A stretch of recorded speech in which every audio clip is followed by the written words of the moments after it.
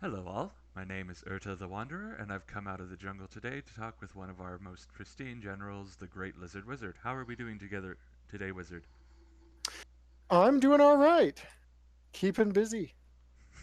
It's just about what we can do at the moment. Yeah. How are you?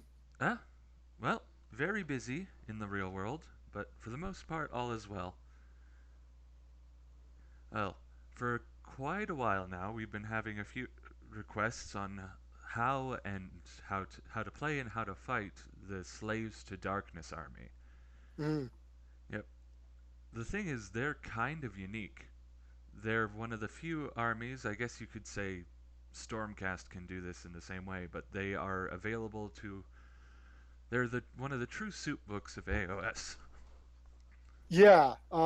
Slaves to Dark. The next closest analog I would say is Legions of Nagash. Hmm. But they're just one army, though. Yeah, exactly. They just can soup in anything from death. Uh, yeah. I know you, as one of your side armies, you play Slaves to Darkness, yes? Yeah. It's probably the army I play the most outside of Seraphon, actually. Hmm. Well, what exactly draws you to our Chaos opponents? Uh, so it's honestly mostly aesthetic, which is also what drew me to Seraphon. Um, but they're just so like their look is so heavy metal. Mm, Like I can't help but hear like Metalocalypse guitar and drum riffs like when I look at the army. Um, that seems to be the go-to line everyone who's starting a Slaves to Darkness army uses. yeah, I mean it's just something about it, like the chunky, thick, heavy metal plates, like the broad, filled out cloaks. Like they look imposing. Hmm. They look like your standard bad guy fantasy army. Um, yeah, Well, that. uh, Hmm? yeah. So that's what drew me to them was their look, um, and their fill. I also really like how broad the army is. Um, it's one of those books that almost rivals Stormcast in the amount of units that you can bring. Um, Yeah, they have a lot of heroes. yeah, so many heroes. There's not a whole lot of named, but that's pretty typical of the game. Hmm. Um, but especially for Chaos, who frequently has an abundance of named heroes, um, they've only got Archeon and Bellicor, which is kind of too bad. Um, I don't know. That's still more than we have. yeah, I know, right? uh, but yeah, the varied playstyle, like you can build entirely differently functioning armies from the same battle tome. And overall, that feels kind of rare to me. At least building armies that can actually play and go 3 and 2 or better at an event. Normally, battle tomes that are good, there's like one or two lists that are functional. Slaves to Darkness has a broad enough range that's good that you can build quite a few different things. I think that's less that everything else doesn't have secondary options and more that there's one thing that is empirically better. Yeah, that's definitely part of it. Mm. I Like think that. magma drops aren't bad, Volkite berserkers aren't bad, but mana Hearthguard Mm. great. It's not Uh, so much that Slaves to Darkness is generally good, but they are. It's more that they don't have a standout heavy puncher like Seraphon. Seraphon had Salamanders. Or yeah, Croak, in that matter. yep. I do think their Bellacor's amazing. Yes, Um, that is a really like nasty ability. it's really hard for me to think about building a list that doesn't include Bellacore. And I know Bellacore hasn't shown up at a lot of like high level tournament play and done super well. But I feel like that isn't because there aren't still Death Star armies where you want to nerf or control their one unit for a round or 2 rounds. I think it's just because people haven't played it well. I think it's more that he's a Forge World model and not many people have him. He's fine cast, but he has also been back ordered a lot. And when you look at him side by side with a regular demon prince is better except for the special ability. Right. And the special ability, for those who don't know, it's you essentially get to make sure a unit doesn't do anything for an entire turn, right? Yeah, so I'll actually just flip to it in my book. Bellicor. So the special ability is called the Dark Master. After setup's complete, before the first battle round begins, secretly pick one enemy unit on the battlefield. Once per battle, at the start of the enemy hero phase, you can reveal which unit you picked. Until your next hero phase, your opponent must roll a dice each time that unit attempts to cast a spell, move, charge, or attack with any weapon it's armed with. On a 1 to 4, that unit cannot do so. On a 5 plus, that unit can do so as normal. Um, so that's huge. Um, Right. A lot of armies have their base one, two, three units that they rely on, and if you can take one of those out for an entire turn, that can be really potent. oh yeah, absolutely. Um, and he's a 2 slot wizard, so he's a level 2 wizard. He knows 2 spells, can cast 2 spells. His base spell's meh. It's just what's the range on it? It's pretty short, but it's not as short as his other ones. I want to say it's 18. Let me see if I can find it. Yeah, 18. So it's casting a 6 plus. He picks a unit with an 18 invisible, and then they're -1 to wound rolls. So Which by no is means bad. which is solid. Um, But the thing yeah, is, Slaves to Darkness has a lot of really good spells, don't they? yeah. So they've only got the one lore because they're like the only chaos book that doesn't have mortals and demons in terms of like splitting out magic. So they only have the single lore, but they have two really standout spells and then just good spells. So Mask of Darkness is a spell that you're pretty much going to see in every army. It's cast on a 7. You pick a Mortal Slaves to Darkness unit within 12 of the caster who cast it, and then you Lords of Space and time them. You pick them up, set them anywhere on the table 9 inches away. Teleports are Um, always nice. yeah, so like that's just a great spell. The downside is it goes off on a 7, and getting positives to casting comes at a premium for Slaves to Darkness. Mm. Um, But then there are other really good spellers, Whispers of Chaos, also cast on a 7. This one picks an enemy within 12, roll a number of dice equal to the model or number of models in the unit. For each 6, they take a mortal wound. If any of those models are slain, they can't move until the start of your next hero phase. Yep. Um, Oh like man, Slaves to Darkness is one of the trolliest armies ever. Yeah, and even their endless spells, like the Rupture, is great at control. Like they've just got several things that let you control enemy movement, and that's actually what I really like about the army in terms of its gameplay. I really like controlling my opponent's movement, um, which is part of why I used to really like Old Seraphon was just trapping Mm-hmm. your opponent in their deployment. You can do some pretty similar stuff with Slaves to Yeah. Darkness. You just It's don't not that have that Slaves same to summoning Darkness engine. are really fast, although they really are. It's that the opponents are can be made impossibly slow. Yes. You have Yep. to be really careful with screening against Slave to Darkness because if your screen can't move, your entire army's trapped behind them. Correct. Yeah. Well, and Slaves to Darkness feels a bit like Ogre Maul tribes in that they have enough things to be scary that if they get a double turn, you're in real trouble. Mm-hmm. Um, so yeah, it's always an army you have to respect. Like I think it's solidly in that like lower A, maybe top of B tier. Mm-hmm. It's not something that you have to plan around.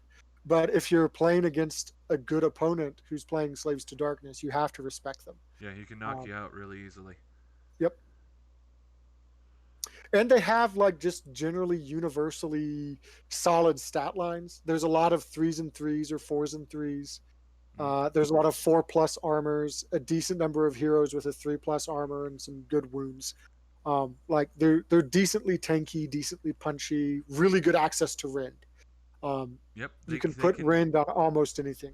they have access to solid, not entirely stellar anvils and hammers. They have one unit that, despite everything, is still stands out as something everything in Chaos is going to still be using. Yeah, yeah. Some marauders are. like the ubiquitous unit from the new Slaves to Darkness book.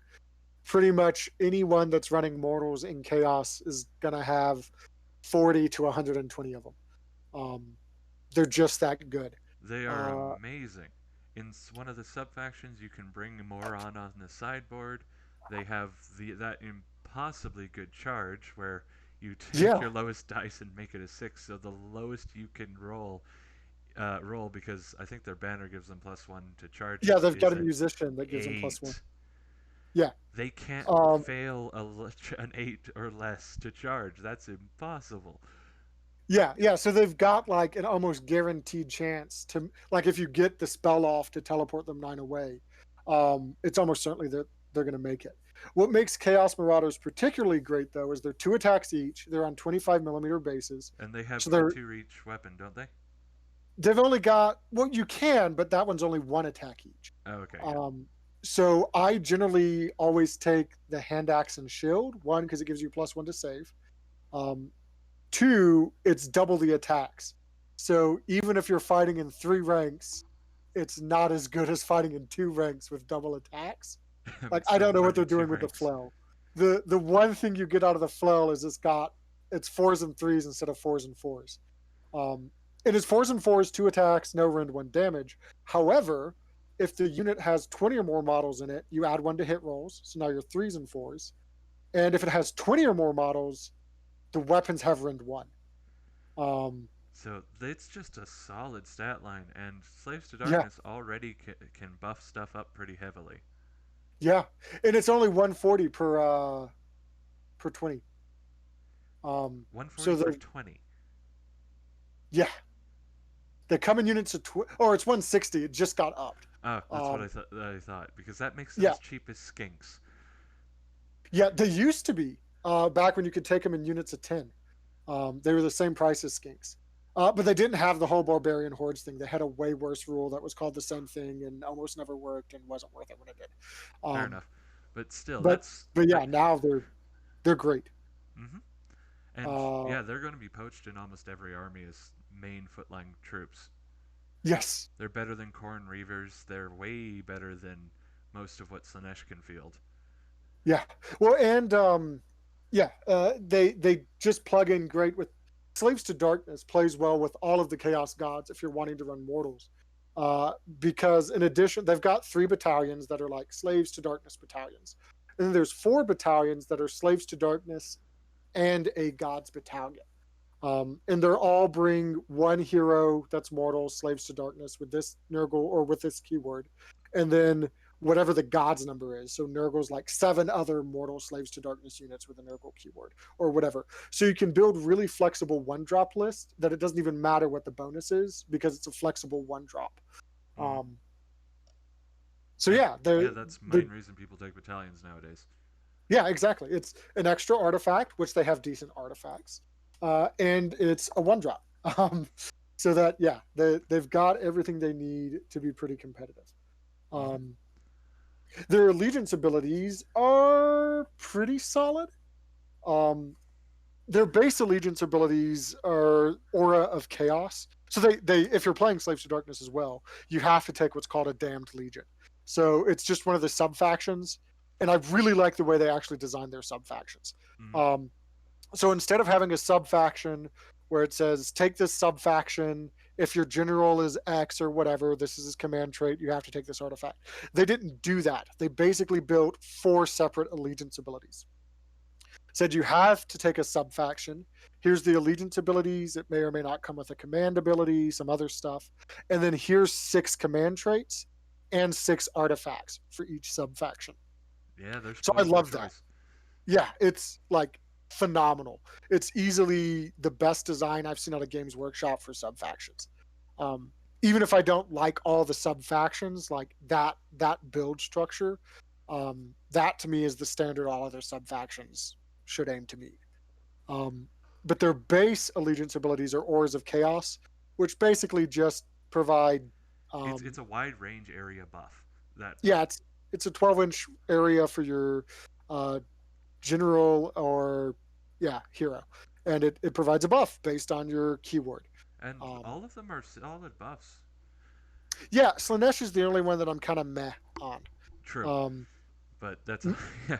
You don't yeah, really need and speed when you have Marauders. Slanesh's main one is great. It's just a 6 to hit deals 2 hits. Like that's phenomenal. Cool, Hmm. I'll take it. The if it's by your general, you can reroll run and charge rolls, which isn't bad, but there's so many other ways to get that. Like we Um, said, Marauders are already blindingly fast without that. yeah, and there's like a couple other Slanesh things for like Chaos War Shrines or other things. There's just other ways to get it. There's command abilities to do it. Um, like any of the mounted Chaos guys that are Chaos Lord, either on Demonic Steed or on Kakadrak, can do the same thing, and it gives you +1 to hit. So it just doesn't feel like I've never felt super compelled to run that. Mm. But most of them are like a 6 to hit for Nurgle does uh, or one extra damage on a 6 to wound. Mm. What's super crazy though is Nurgle's other thing is if it's within the general, they're -1 to be hit with missile weapons. So that Which at means the like moment is really powerful. correct. So all your Nurgle heroes with Lookout Sir, if they're close by, like you can end up with -2 to snipe your heroes.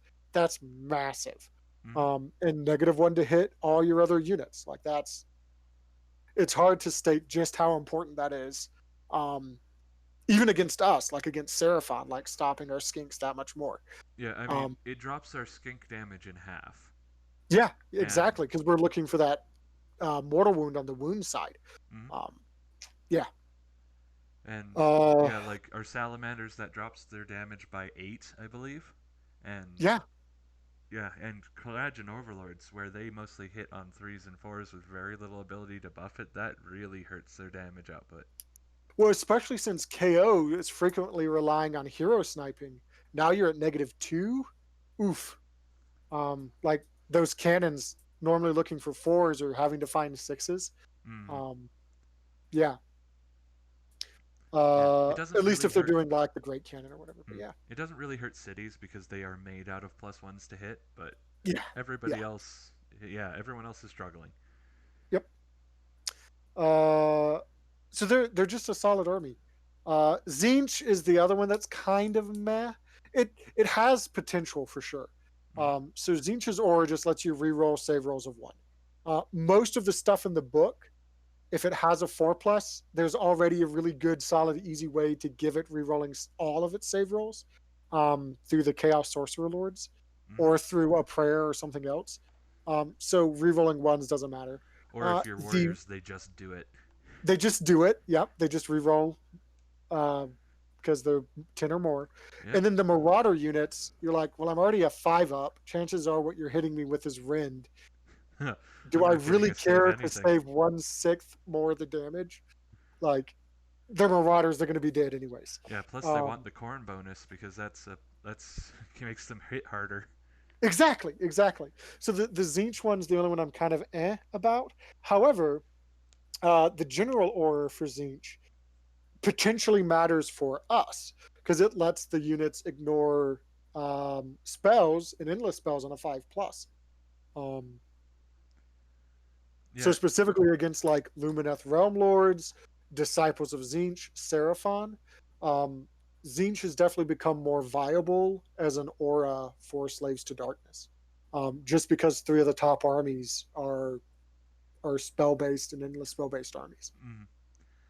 That's one of the things I can give to GW. They've made almost every phase of battle into a threat that you have to account for. Yes, which I really like. Mm. It does make it really hard for those who don't have a counter to that specific thing, but if you It's had the true. option and didn't take it, well, that's your fault. The other like secondary allegiance ability they have is something called Eye of the Gods. This is super cool from a fluff perspective. Right, that's the one where if they kill somebody, they get more power. Yeah, if a Slaves to Darkness hero that has the Eye of the Gods keyword, which is basically all of them, kills an enemy hero or monster, in that phase, you can make a roll on the Eye of the Gods table, which is a 2d6 table, and then different things happen. It's a 2 through then 11 or 12. They can turn into a spawn, they can become a demon prince, they can get better hits, better saves, And most whatever. importantly, they can ignore it if they turn into a spawn. That used Yes, to you don't not be have a to. thing. It used to be if you Yes. rolled a 1, you lost your hero. Yeah, it just became a spawn. The other cool thing is that for the Demon Prince now, if you get lucky and you hit Dark Apotheosis, they keep any spells they know. If they're a wizard, they're still a wizard. Command trait, artifact, all of that moves with them. Mm-hmm. Um, so that's also super awesome. Yeah, Like I like that a lot. not something you over Um, rely on because generally heroes don't duel in this game, but mhm. it's a lot of fun if it does work out, and it's great for Well, stories. and most Slaves to Darkness heroes are pretty good beat sticks. Like even the standard wizard, the Chaos Sorcerer Lord, he's got a 4+ save and 5 wounds, which makes him better than most wizards in the game on foot just from that. Mm-hmm. And then he's got your standard 2 staff attacks, so he's got a double staff instead of just a single staff. And then he's got a little sword as well. So like Like, it's not something that's you're going that's to one of their actively be least fighty pursuing. heroes. Yeah, yeah, but like that's their wizard, and he's Mm-hmm. already that fighty. So you can definitely like your heroes can win duels with the army, which is cool. Um, I have gotten to roll for Dark Apotheus all of 5 times, or the Eye of the Gods, that is, all of 5 times in all the games I've played, because it's only ever happened where my hero killed an enemy hero or monster 5 Right. different times. And the one issue I have with the table is that a 7 on the table, no effect. Every time I've rolled a 7. Oh, oh, that Uh, sucks. yeah. Like, I would honestly rather it be a slightly bad effect, like take 1 damage, than just nothing, because at least then something would happen. But it's mostly fluff. Like, I don't think it's Mm-hmm. going to come up a whole lot. Um, Yeah. Before we get back to the units, we're talking about heroes. So, are there any standout heroes that uh, that Slaves to Darkness has? so there's Archaon. Archaon's, you want to kill him. Um, Yes, he's you do. overcosted. Well, Uh, all big models are. yes, exactly. Um, so kill him because you're going to drastically depower the enemy. I mean, Catacross isn't overcosted, but that's a whole other problem. Mm-hmm. But yeah, he's 20 wounds with a 3+ save. Um, the second you can kill him, because if you wait too late, you're not going to have the steam to do it. Especially since he can heal and a bunch of other stuff. And he's got like um, 7 artifacts on him. Like he's just got, Yeah, yeah, he is a hard nut to crack if you don't have the yeah, tools for it. he does so much. Although, Varangard hmm just got cheaper, and yes, they so did. Varangard's great. They're basically Chaos Knights +1. Same movement. They've got 1 better bravery, 2 better wounds, 1 better save, 3 more attacks each. And they don't cost that much more. They come in units of 3 instead of in units of 5, which is why I say they're +1, because they basically literally average out to a Chaos Knight +1. hmm Um, but yeah, they're solid units. Do they Gaunt do they Summoners still worse. count as heroes? You can run them as heroes. Yeah, so that's the other thing. Uh, Because being able to Wrath of carry the your own buffs into Everchosen. battle is really nice. Yes, for sure. But Wrath of the Everchosen came out and added the Empty Throne, which is, if you want, a Varangard only army. Um, because they don't lose um, all their other status. They just also can become heroes. Yeah, Um, I mean it's an expensive army to run because Varangard are like 100 for 3, right? yeah, it's 100 for 3. And you'd want, I think, like 18 or more of them. Oh no. Um, yeah. Probably, well, 16 might be the sweet spot. Um, because I'm pretty sure now for Varangard, for Empty Throne, you can take them in non 3-man units for the heroes. I think Okay. that just changed, but I haven't looked into that one a whole lot. So Varangard are solid. Gaunt Summoners got a lot worse. Every Chaos Lord is good. Like hmm they're not phenomenal, but like Chaos Lord on Manticore, there's some things you can do in Nurgle where he's like got a 4 Rend Lance on the charge. Um, that's So 3 damage, essentially 3 attacks, mortal wounds. 3s and 2s. Yeah, and then his sword ends up at 2 rent. Like you can just, yeah. There's he's got room to play. The Chaos Sorcerer Lord on Manticore is rather good, especially if you go Kabbalist and Mm, you're wanting to build towards the spell side of the excuse me, army. Just because of his Winds of Chaos ability. His spell is Winds of Chaos, goes off on a 7. He's only a level 1 wizard. That's my one complaint with him. I yeah, really wish he were a level 2 because he's 250 points. Um, but it goes off on a 7, has an 18-inch range. You roll a dice equal to the number of models in the unit. For each 5, they take a mortal wound. For each 6, they take D3. Um, that's insane. He, so it's tied for the best horde breaker in the game, isn't it? correct. And the reason I actually really like it is because um, it's good against Zinch. Like once you've hit that unit of horrors and split them from like 20 into 10 or 10 into 20 or 20 into 40, now all of a sudden you can just delete the whole unit basically. Mm. It's So also it very lets good you, against us. So if anyone's fighting Slaves to Darkness, be careful of this guy if he shows up. yeah, he's easily one of the priority targets you want to take out. Yeah, Um, we're big horde, we're big blocks. So any horde breakers, take care of them as soon as you can. Yep, and literally any Chaos Lord hero, even like Chaos Lord on foot, Chaos Lord on Kakadrak, Chaos Lord on Demonic Mount, on Manticore, they are fighters. Like, don't expect to send your Sunblood in and win the fight. Mm. Like they're as good as our best fighty foot hero. Um, They're better. In my first game with them, they oh yeah, yeah, managed to last. Like we were curious at the end because I'd won. I was playing cities, but we wanted to see how long they lasted against 20 Phoenix Guard, and yeah, he went 4 rounds with them yeah. because he. They're crazy. Yeah, they can heal when they kill stuff. They can do Mhm. really solid damage, and they are hard to take out. And they've all got like a 4+ save or better. Mm-hmm. Um, the Chaos Lord on Kakadrak, especially now that he got 20 points cheaper with the last FAQ, is one of the better fighting models. Like Mm-hmm. losing access to Runeblade is sad because he's got 2 weapons that he carries. He's got a 5 attack, 3 and 3, 2 damage axe that has no rend on it. But if anything dies from it, he heals D3 wounds. Yeah, that's the guy that Um, I just could not kill. yeah. So I used to give him the rune blade from Shaman. So all That's of the a sudden plus that two was a rend, Rin right? 3 Oh, axe. rend three. Yeah. Um yeah. So I'm sad about that. They don't have any like way to give their heroes rend on their artifacts. The artifacts are mostly utility artifacts, which is Mm. cool. They've got some good ones. I mean, those are Um generally the better types of artifacts. oh, for sure, because heroes normally don't have a whole bunch of attacks. So whatever utility you can get frequently better. Mm. Um and then the hero that everyone knows is good are demon princes. Uh, Specifically, one of a kind, the Demon Prince of Karn.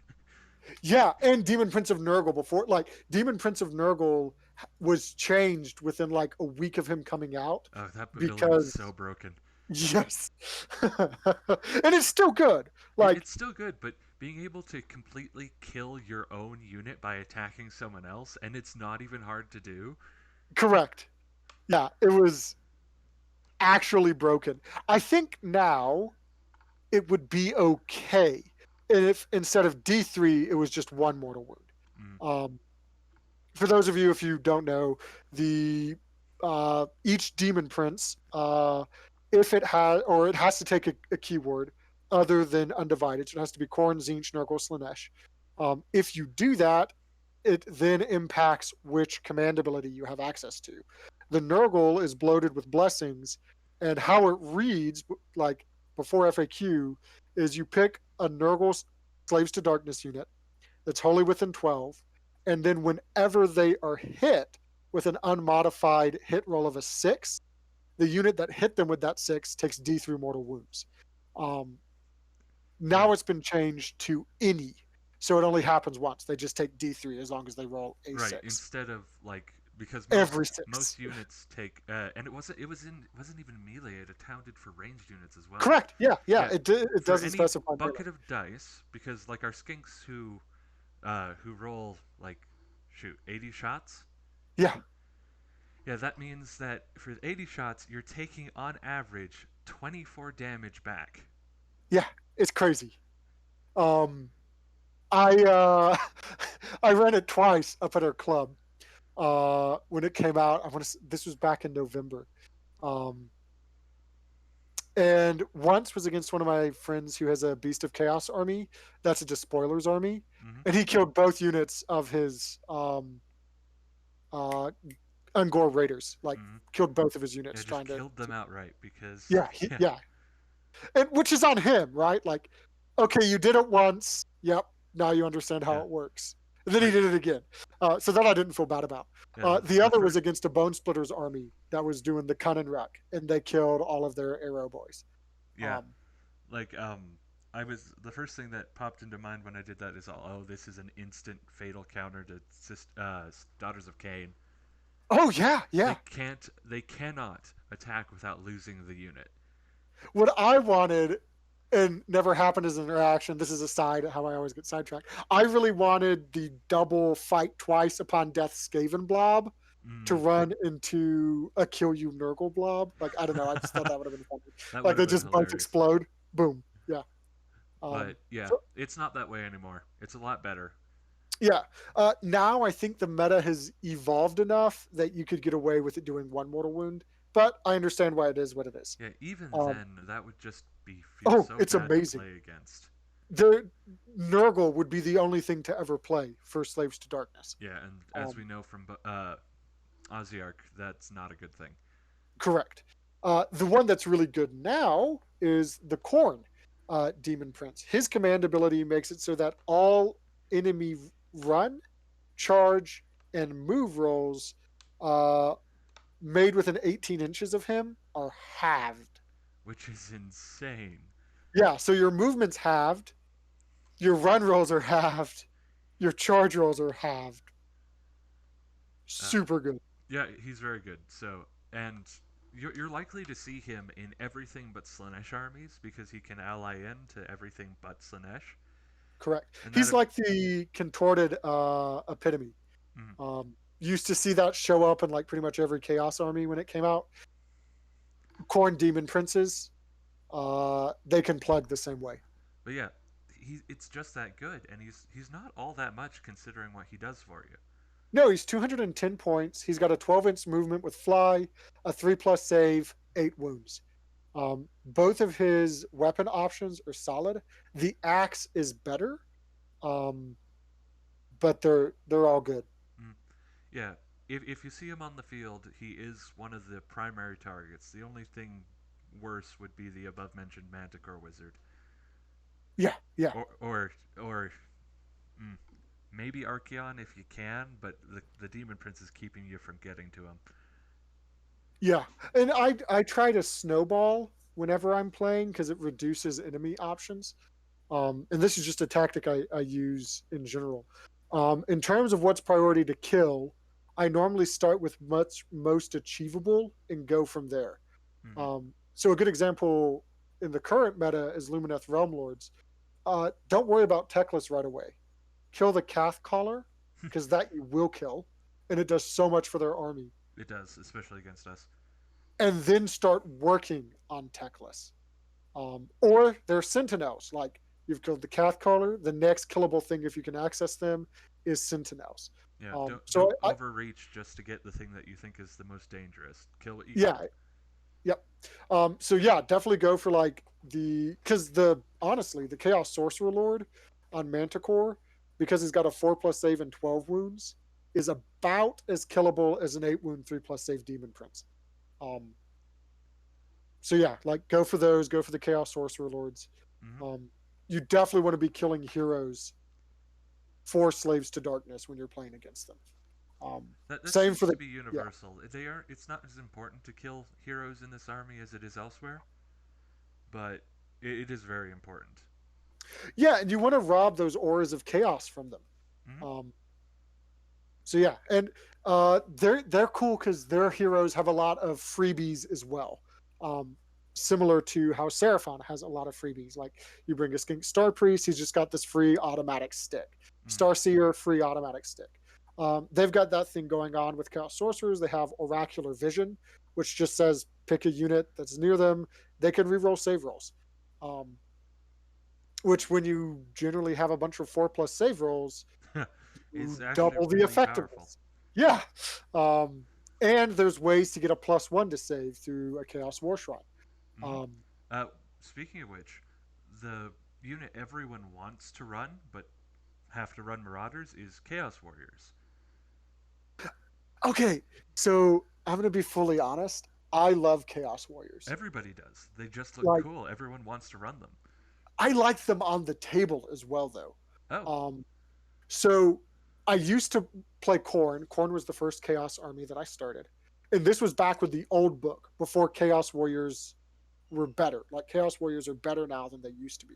Hmm. Um, a 30-man blob of Chaos Warriors with halberds and shield in a Corn army is disgusting because you can get them to like a 3+ save, +3 to run in charge rolls, +2 attacks. Like Yeah. hitting on, Plus a yeah, three yeah, plus save re-rolling. correct, because now they've got their shield. So Yep. because you can put the brass prayer on them, which is pretty reliable Yep. to go off, and They're people can't almost unplug. as good as Mortek Guard used to be. They don't get the bring back models, but still. Yeah, but they're 2 wounds each. Like it Yep. costs you an arm and a leg. I want to say it used to be 540 points to do that. So now they're cheaper, they're better. Uh, Chaos Warriors are wrongfully overlooked. Um, they take a bit more apparatus to make work. Hmm. Marauders, you can just bring them. Like you don't have to get the spell off because they're pretty quick. So you don't have to teleport them. You don't have to buff them with too many rerolls. They're a cheap unit. Like a 40-man unit is only 320 points for 80 attacks at threes and fours, rend 1/1 damage. Hmm. Um, like they're just easier to play, and so I think that's why they're more common. Um, but I think Chaos Warriors are just as good. Yeah, they're a solid anvil, and Yeah, they can punch back just as hard. and they're really good in this current meta because they've got Chaos Rune Shields on a 5+. They ignore mortal wounds. Hmm. Um, yeah, so they're a good unit that's overlooked, and I think it's because people frequently bring them as minimum sized units. Yeah. Like you see people at you 5 and 10 seems to be what you see. Where I start to feel that they get a lot of value is when you're at 20+, because now it takes a dedicated effort to move them, um, and they hit hard enough that like a 20-man blob of them is probably going to win the fight against your unit of Croxagore. Yeah. Um, I think. so Hmm. I'm of two minds about something. I think that they'll become more common because light elf archers, but uh-huh. also less common because light elf bravery bomb. Yeah, but I feel like for Slaves to Darkness, especially if you're going Nurgle keyword, um, Chaos Warriors are going to be pretty hard to deal with Oh, very because much so. you're going to be -1 to be hit. If you take the Plague Touch Warband, which is their battalion, you're 1 drop. Most Lumineth Realm Lords are going to be 2 drops because they're battalion plus techless. Um, so you're frequently going to outdrop them. You're more fighty than them. You're more durable than them. I feel like Slaves to Darkness is a decent matchup against Lumineth Realm Lords. Hmm. Um, I'll find out this week. I've got a buddy who's collecting Lumineth Realm Lords who does tournaments, and he's wanting to try playing against Slaves to Darkness. Um, so I'll find out this week. Go easy But on them. They've been hard put. They still don't have any of their army. so he's actually using his old High Elf army from Fantasy and Ah. substituting. So he's got everything he needs. Okay. Um, Yeah. But they also have everything they need. Like, what I think is the best Lumineth Realm Lords army is 2 big blobs of Wardens, a 20 and a 10-man blob of Archers, Techless, Calf Collar, some endless spells. Hmm. And you're set. Like, you don't need the Dawn Riders, you don't need the cows. They're cool, but I don't think they're the best thing in the book. Fair enough. Um, Uh, so, let's yeah. see. Uh, The other big unit part of STD is the Chaos Knights. yes. So Chaos Knights, in my experience, are what do the most work for me. Um, they're 3 wounds each. They've got a 10-inch movement. Uh, Definitely take ensorcelled weapons. Like if you're looking to build a Slaves to Darkness army, ensorcelled weapons are the weapons you want to put on a knight. It's Mm. 3 attacks, threes and threes, rend 1/1 damage, versus a lance, which is 2 attacks, fours and threes, no rend 1 damage, does better things on the charge. Um, Yeah, but that seems to be the thing with a lot of AOS cavalry, but unlike most other AOS cavalry, in-source weapons are worth taking over the lance. yeah, because it's like it's more attacks and it's better hits and it has rends. Yeah, Like like it's yeah, I struggle with that with my demigryphs. The lances are just infinitely better than halberds. yeah. Well, But and Chaos Knights got cheaper. They used to be mm-hmm. 180 points. Ugh. Like for the longest time, they were the most expensive cavalry compared to what they did in the game. Mm-hmm. Um, Now they're 160. And I was still running them at 180. Like I ran 2 blocks of 10 of them in a couple lists. Um, so they're good. Like if you put demonic power on them, which is a spell from a chaos sorcerer lord, they're rerolling hits and wounds. You can also give them oracular visions. Now they're rerolling saves. Uh, they're good. Like Mm-hmm. yeah, they're good. Yeah, and Um, they're really good missile units. mm-hmm. So Yeah. if everyone wants to play the heavy metal, heavy armor, that's something you can do in STD. Slaves Yeah. to Darkness. It's also something you can do in any of the other armies. Like if you want to take them in Nurgle and make them really tanky, or take them in Khorne and make them just shred things. And I think another unit that's a bit overlooked, but is also good. It's overcosted. This is the problem actually with a lot of Slaves to Darkness in terms of like power to power for the meta. Mm-hmm. Slaves to Darkness is more expensive to do the same thing, or it's the same price but doesn't do the same thing always or as well. But Chaos Chosen, even though they're a bit overcosted, are also solid. Um, Okay. they're If you exactly a Chaos Warrior, except they're 3 attacks, threes and threes, rend 1/1 damage, sixes to hit, deal a mortal wound. and if Um, they kill something, everyone all around them gets stronger, right? Correct. Yeah, if they kill something, everything around them gets +1. I think it's to their attacks. Let me double check. Yeah, +1 to their attack. Mm-hmm. Um, Which paired with like warriors or marauders, that's a lot more attacks. Correct. Yeah. Well, and if you're running like, so you get your Mark of Chaos as well. So Corn lets them reroll hit rolls of 1. So now they're threes to hit rolling ones, and +1 to wound. So now they're threes rerolling ones, twos to wound. Um, Slanesh now sixes to hit, deal a mortal wound, and 2 hits. Mm-hmm. Like they're a sleeper unit. Like if there's a unit of 10 chosen, um, you want to kill them. Hmm. They're a 6 inch movement as well. They're slightly faster. Um, so yeah, they're solid. Marauder Horsemen are also great, but they are just a board control unit. Like they are only there to speed bump. Right. Treat them as such. So, what Uh, are the most common archetypes people will encounter in the tournament scene? Do you think? yeah. So there's the standard Archeon list, which is Archeon and then whatever else. There's not a whole lot of points left after Archeon. Yeah, he's 800, right? So yeah, yeah. So he's yeah. You've got like 1,200 points to play with. You're probably taking a battalion because their battalions are all solid. Like he doesn't leave a lot to play with, but he has um, a lot of impact on game knowledge. If you take his sub faction, he has a command ability that's like Dark Prophecy. I can't remember what it's called. Yeah, it lets you Uh, choose turn order, right? you get to know turn order. Mm. So you don't choose turn order. It's got an entirely other mechanic where like you're rolling a dice and you, based on that dice, know what the next turn order is going to be, so you can play accordingly. Yeah. Um, You can play so aggressively if you're getting a double turn. You can play defensively if the vice versa is true. yeah, and he gives battle shock immunity when he uses his command ability to everything on the table. Um, he's got yeah, it's good. You want to kill him as quick as you can. Kill his support heroes first though, because you can actually kill them. Um, yeah, yeah. Unless you have Gotrek on the field, he takes a couple rounds to kill. yeah. Or he takes your entire army to kill, and that in and of itself can be a problem.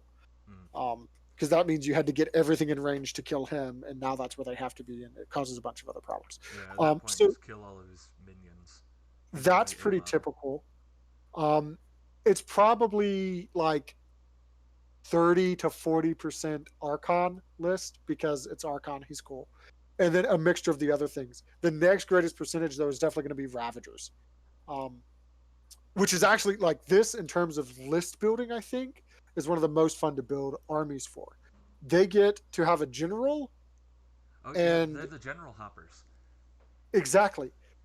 And then they pick their other or five heroes total. That's not demon princes, so that's sad.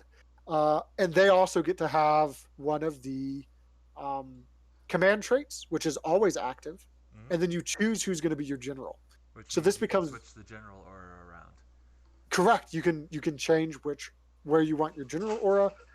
It's very much a tool kit if you want to use it as like a single allegiance god. So you're like, okay, now I need my aura here, now I need my aura here. Or you can try and like get real tricksy and be like, okay, my wave one is my super fast Slanesh stuff, so I'm gonna get that aura, and then after that, I'm gonna follow it up with my corn stuff. Like you can try and do that and keep those auras going as well.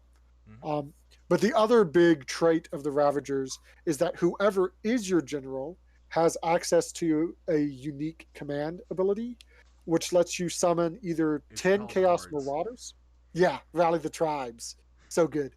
You can either summon 10 Chaos Marauders or 5 Chaos Marauder Horsemen.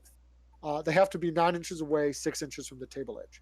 But this takes an army that otherwise pretty much just has to break through enemy lines, and now they can play backfield. Hmm. Um, so this helps them a lot against like OBR, against Fire Slayers, against any of those armies who wants to go forward and forget about their backfield. Right. Um, yeah, so you'll see them a lot. And then it's probably Despoilers. Despoilers is the Demon Prince list. You can just do a bunch of stuff with Demon Princes. Demon Princes are good. More They've got specifically, it turns terrain into unshoot terrain you can't shoot through. correct. Yeah, it becomes overgrown. Um, it has the Wild Woods rule,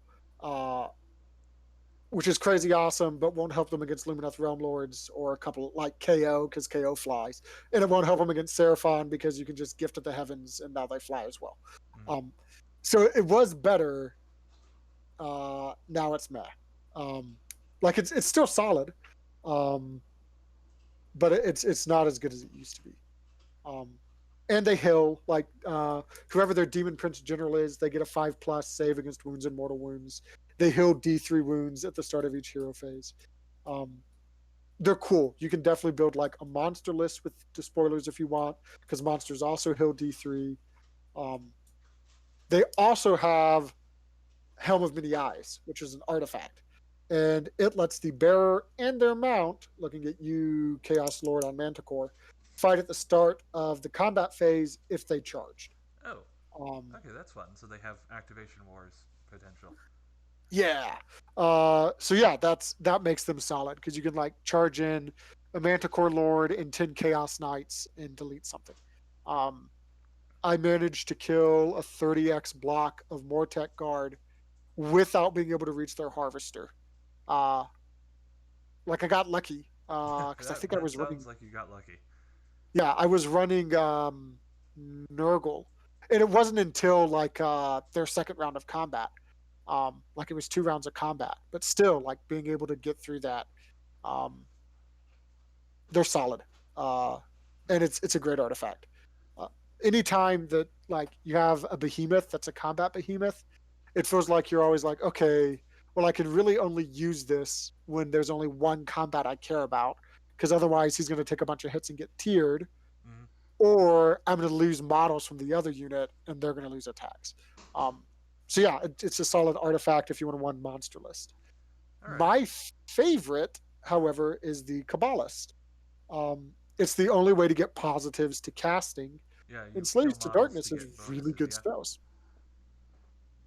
Yeah, so you just pick any unit that's from your army, and a wizard, and that wizard on a 2+, or 3+. Uh, there's a command trait that I take that makes it 2+ always.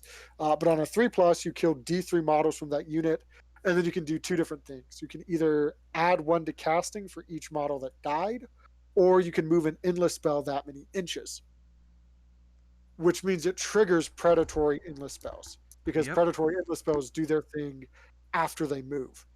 And so you can However, double tap. exactly, yeah. So you can cast an endless spell, then you can and do its thing.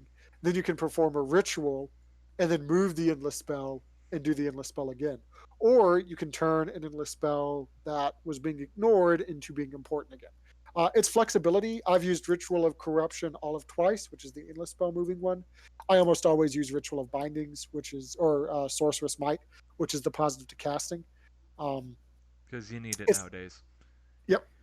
But it's definitely become my favorite one to play. Uh, I also really like the spoilers.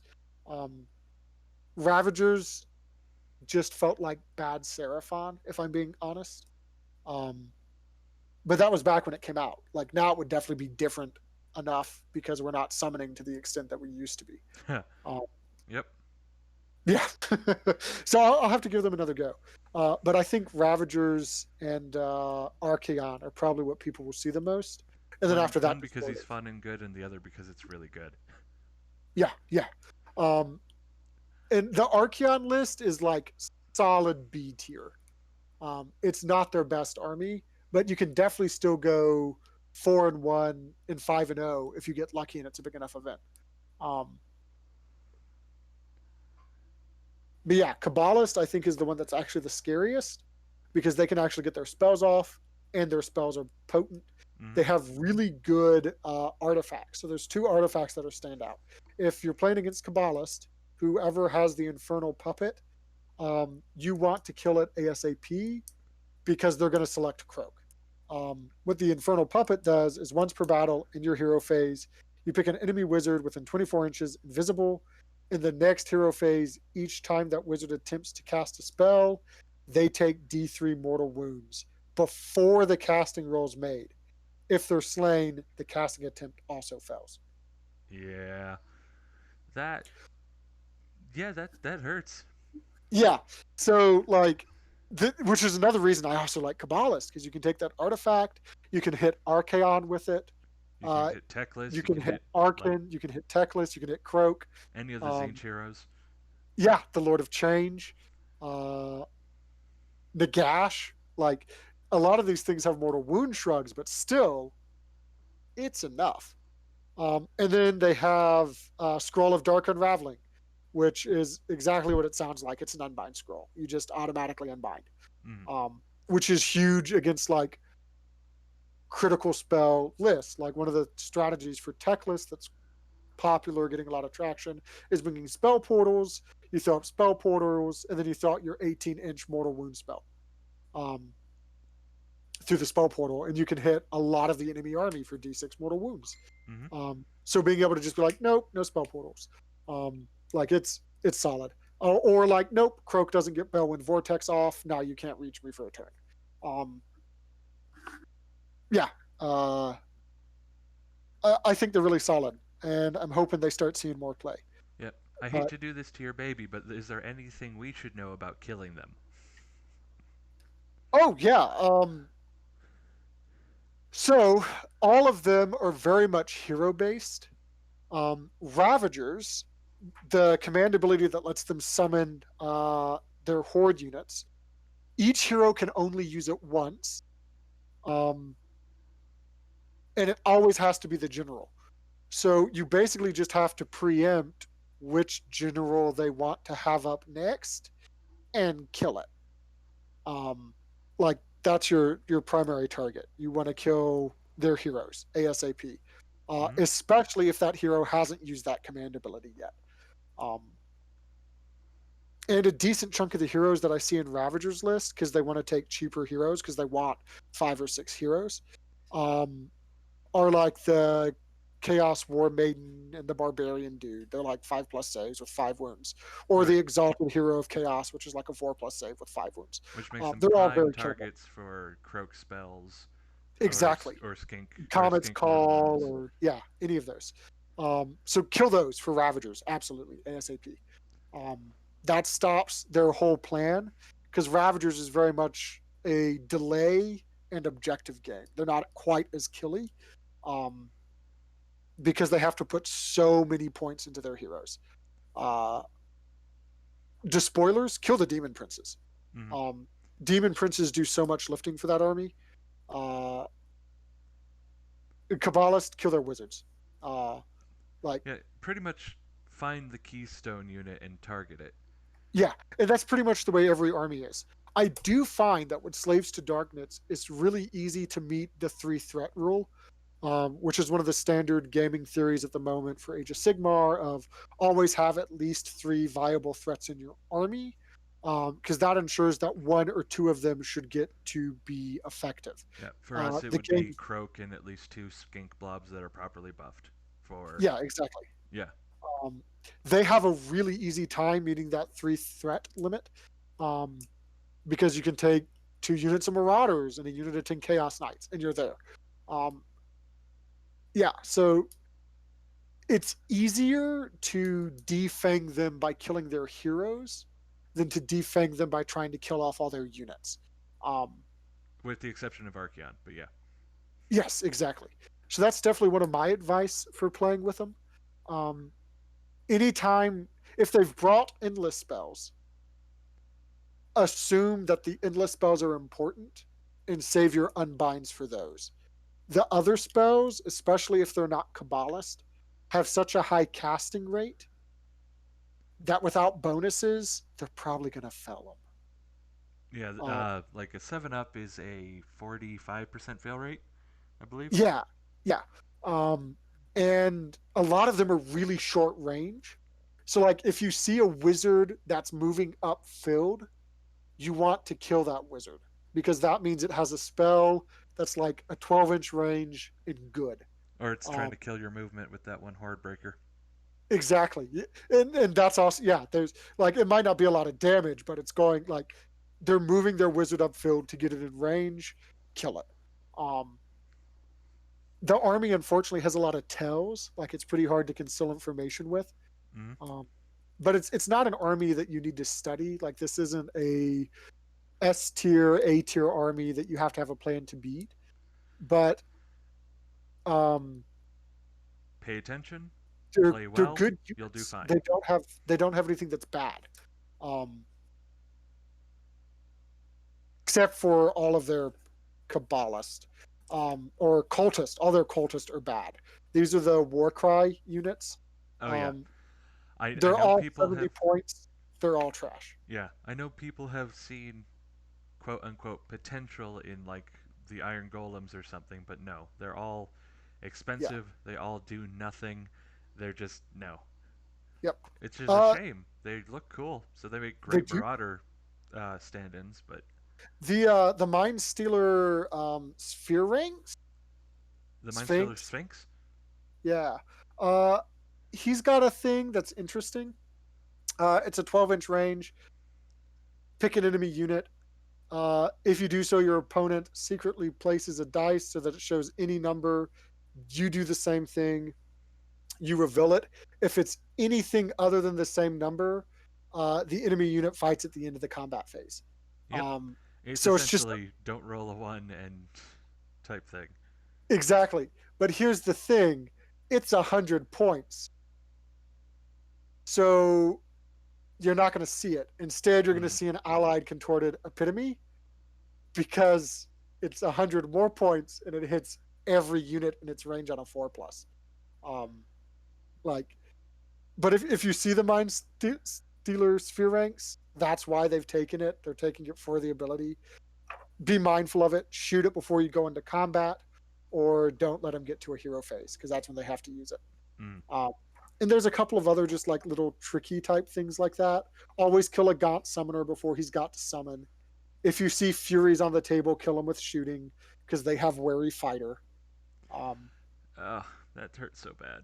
I know. I so when Like, if they just wanted it not to be part of a game because it felt bad for the opponent to deal with, okay, but you didn't. That's not the reason. You gave it to someone else. yeah. Well, it made me so hopeful, like, because the Warcry cards came out for Seraphon, and Mm, everyone was like, "Oh, we don't have a wary fighter mechanic. Maybe we're not going to have it in the new book," which ended up being right. But I was like, "No, they're sneaky little devils for Furies. We'll still have it." I was wrong. Um, yeah, well, that is Slaughter life. Brutes and Mutalith Vortex Beast are actually pretty good monsters as well, um, but they're very killable. Uh, like 12 wounds with a 4+ saves, pretty easy to Yeah, chew the thing through. is, they just have a lot of stuff, and Yeah, it's yeah. We've touched on all the things that are like gonna be common. Other than that, read the rules before yep. the game starts. Oh, standard rule: if you see chariots, and this is true for literally every chariot in the game, charge them instead. Yeah, Like, and then laugh as they die because chariots suck. yes. Except Tuskor chariots. Tuskor chariots, I think, have potential. Uh, Yeah, but that's a whole nother aside. But yeah, Gorby's chariot or the regular horse chariot, try to be the one to charge them. Regular horse chariots are shockingly fast because once per game they can run and still charge. So that's just something you need to be aware of. Um, Chariot spam has a potential because you can make it one drop and they're battle lined and they can do a bunch of mortal wounds on the charge, um, particularly in that battalion as well. So if you see chariot spam for whatever reason, don't let them charge you. Screen well. Like put something in front that you don't care if it dies. We have those if we need them. Alrighty. Is there anything else outstanding that we need to cover? No, I think that's pretty much Slaves to Darkness in a nutshell. Um, Expect to see Marauders in one drops in other factions. Slaanesh is the only weak version of their one drop, in my opinion. And that's just because it has a pretty much useless battalion trait. It's not the main reason you take it, but honestly, Slaanesh is better off running Slaanesh things than Slaves to Darkness things in some ways. Isn't that Um, universally the truth? yeah, but like Nurgle is way better with Nurgle Slaves to Darkness. Khorne, in my opinion, is way better with Khorne Slaves to Darkness. Um, so expect to see those as one drops in those armies, and they're shockingly fast, especially Nurgle. Like you've got the tree, so they can run and charge. Your one drop, you can bring cogs. They already have decent movement. You can easily end up with 120 Marauders in your face turn one out of a one drop. Yeah. So, be careful, play well, and you should be able to beat STD. Yeah. Yep. Alrighty. Well, with all that said, I feel the jungle's calling me back. Thank you very much for talking with me today, Lizard Wizard. Yeah. Thanks. Hope it wasn't too rambly and people were able to get something out of It's a big book that covers a lot of things. We kind of had to be. it. Well, you all have a wonderful night. Thank you.